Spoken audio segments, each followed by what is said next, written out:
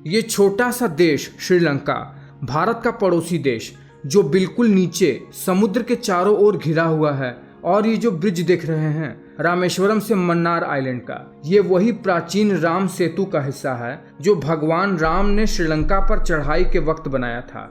आप ये बात तो जानते ही हैं कि श्रीलंका भी कभी ब्रिटेन का उपनिवेश हो चुका है और श्रीलंका पर ब्रिटेन का उपनिवेश था। और जिस समय श्रीलंका ब्रिटेन का उपनिवेश था, ठीक उसी समय भारत भी ब्रिटेन के उपनिवेश का हिस्सा था। पर अंग्रेजों ने अपने धूर्त बुद्धि को दिखाते हुए कभी भी श्रीलंका और म्यांमार पर कभी भी इंडिया की तरह शासन नहीं किया। उन्होंने इंडिया, सिलोन और बर्मा को हमेशा अलग देश मानकर ही शासन किया, जिस वजह से श्रीलंका कभी भी भारत का हिस्सा न बन सका। जब भारत 1947 में अंग्रेजों से आजाद हुआ, उस समय अंग्रेजों ने श्रीलंका को आजाद नहीं किया। 1947 से सरदार वल्लभ भाई पटेल ने भारत के कई हिस्सों को यूनिफाई करने का काम शुरू कर दिया, पर चूंकि श्रीलंका हमेशा से ही अंग्रेजों के कब्जे में रहा, इसलिए सरदार पटेल भी श्रीलंका को भारत में शामिल नहीं कर पाए। अंग्रेजों ने 1972 में श्रीलंका को स्वयं से आजाद किया। उस समय दुनिया के अधिकतम देश जो कभी यूरोपियन देश के उपनिवेश हुआ करते थे, सब के सब आजाद हो चुके थे और सब अपने स्थायी रूप को प्राप्त कर चुके थे। अंग्रेजों के इसी साजिश की वजह से श्रीलंका कभी भी भारत का हिस्सा न बन सका। पर श्रीलंका की संस्कृति सदैव से ही भारत से जुड़ा रहा है, चाहे वो रावण की लंका के रूप में हो या अशोक के बेटे का श्रीलंका में बौद्ध धर्म का प्रचार करना हो। अब भले ही श्रीलंका भारत का हिस्सा नहीं है, लेकिन वो सांस्कृतिक रूप से हमसे जुड़ा हुआ है। ऐसे में अगर हम कल्पना करें कि अगर किसी तरह श्रीलंका भारत के मुख्य भूभाग से जुड़ जाए, तो आखिर ये भारत पर क्या प्रभाव डालेगा, ये श्रीलंका पर क्या प्रभाव डालेगा। वैसे श्रीलंका और भारत को जोड़ने वाला राम सेतु तो अस्तित्व में है ही, पर वो अब जुड़ा नहीं है। अंग्रेजों ने मनगढ़ंत काम करके श्रीलंका और भारत के बीच इस ब्रिज को एडम ब्रिज का नाम दे दिया है। पर सच तो ये है कि इसे सदियों से ही राम सेतु के नाम से जाना जाता है। राम सेतु 48 किलोमीटर लंबा है, जो कि 1480 तक श्रीलंका से भारत तक जुड़ा हुआ था, लेकिन 1480 में आए तूफान की वजह से राम सेतु टूट गया, ऐसे प्रमाण मिलते हैं। अभी इस समय राम सेतु में कुल 103 भूखंड मौजूद हैं, जो कि आपस में जुड़े हुए नहीं हैं। चलो, राम सेतु को फिर से सरकार नहीं बनाना चाहती, क्योंकि यहाँ से जहाजों को आने जाने के लिए सुविधा होती है, जिसे गवर्नमेंट ने सेतु समुद्रम के नाम से एक प्रोजेक्ट पहले से ही बना रखा है।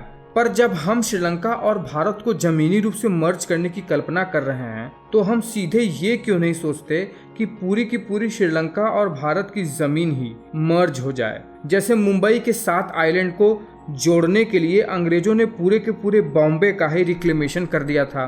तो चलिए अपने कल्पना को पराकाष्ठा पर ले चलते हैं और ये जानते हैं कि किसी तरह अगर हम भारत और श्रीलंका को जमीनी रूप से जोड़ सके तो ये क्या इम्पैक्ट डालेगा हम पर। देखिए, धनुषकोटी से श्रीलंका के मन्नार आइलैंड के बीच के एरिया को देखिए। ये लगभग 250 किलोमीटर स्क्वायर का एरिया है। अब अगर हम ये कल्पना करें कि राम सेतु वाला एरिया से ही हम भारत और श्रीलंका को जोड़ेंगे, तो ये एक अच्छा आइडिया हो सकता है, क्योंकि इतने एरिया को अगर हम जमीन से जोड़ेंगे तो हम कम से कम संसाधनों का उपयोग करके ऐसा कर पाने में सक्षम हो पाएंगे।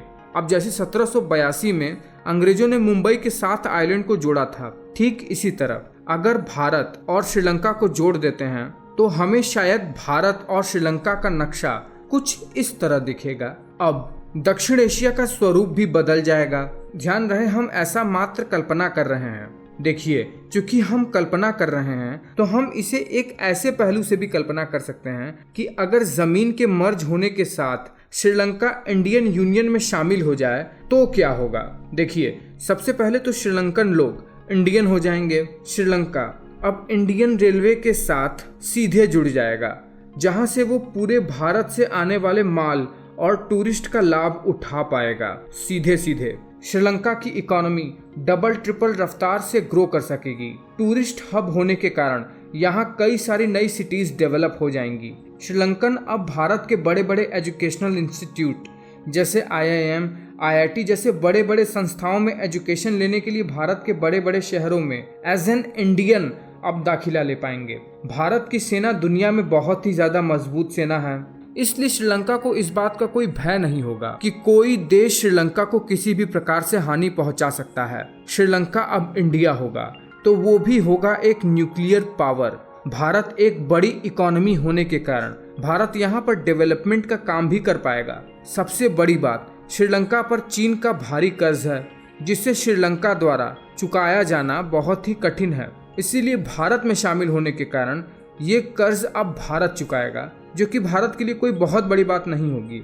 अभी तक श्रीलंका केवल तमिलियंस और सिंहली भाषा के लोगों का ही देश हुआ करता था। अब भारत में शामिल होने के बाद श्रीलंका बहुत ज्यादा वृहद, व्यापक और मल्टी एथनिसिटी वाला देश होगा। तमिल लोग और सिंहली लोगों के बीच का झगड़ा भी काफी हद तक कम हो जाएगा। भारत को इससे बहुत ज्यादा फायदा होगा। श्रीलंका की लिटरेसी रेट काफी ज्यादा है, जिसका फायदा भारत को मिलेगा। भारत को मिलेंगे ज्यादा पढ़े लिखे लोग। भारत को अब श्रीलंका की ओर से कोई खतरा नहीं होगा, क्योंकि श्रीलंका तो अब भारत का ही हिस्सा हो चुका होगा। भारत का वर्चस्व हिंद महासागर की तरफ और बढ़ जाएगा। अब भारत के पोर्ट और दक्षिण की तरफ एक्सटेंड हो सकेंगे। तो ये है कुछ ऐसे पहलू जब भारत और श्रीलंका जमीनी रूप से जुड़ जाएंगे और श्रीलंका भारत का हिस्सा हो जाएगा। पर अब हम दूसरे पहलू से कल्पना करेंगे कि भारत और श्रीलंका जमीनी रूप से जुड़ने के बाद भी श्रीलंका एक अलग देश रहे तो क्या होगा। इसमें सबसे पहली चीज जो सबसे ज्यादा प्रभावित होगा वो भारत और श्रीलंका के बीच का ये स्ट्रेट, जो अब अस्तित्व में ही नहीं रह जाएगा। इस स्ट्रेट की वजह से ही जहाजों को 380 किलोमीटर की दूरी कम तय करनी पड़ती थी। अब जब इन जहाजों में से, जो कि इंटरनेशनल व्यापार का हिस्सा हैं, श्रीलंका के नीचे से होकर गुजरना पड़ेगा तो उन्हें ज्यादा दूरी तय करनी पड़ेगी।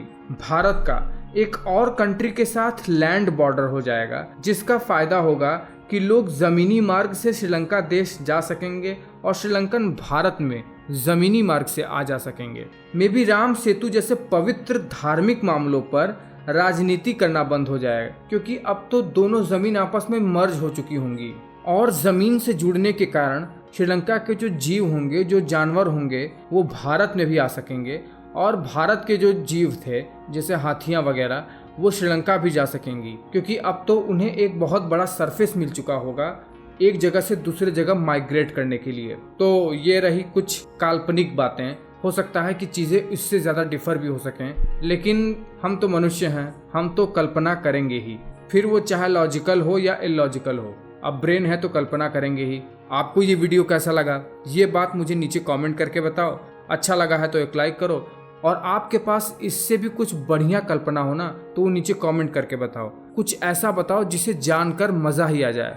मिलते हैं अगले वीडियो में।